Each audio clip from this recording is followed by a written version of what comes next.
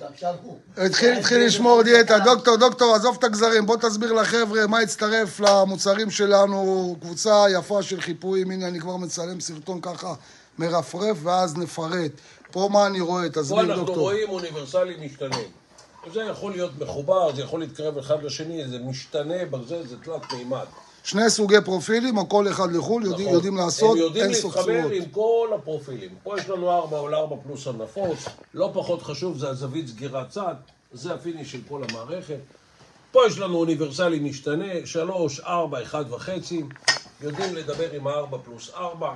פה יש לנו אוניברסלי 7, פה יש לנו 2 פלוס 2, יודעים לדבר אחד עם השני, ופה יש לנו אוניברסלי 140, שהוא מצמוד, עד נפתח של 18 מילימטר, אפשר לדמות פה משטחים שלמים עם פרופילי סגירה.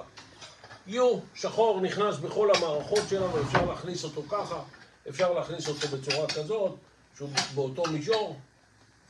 כל מה שאתם צריכים בכל מערכת האוניברסלי, מערכות קלות מאוד להתקנה מבית פרופילי הגליל. נשמח לשאלות, אנחנו פה עומדים לשירותכם.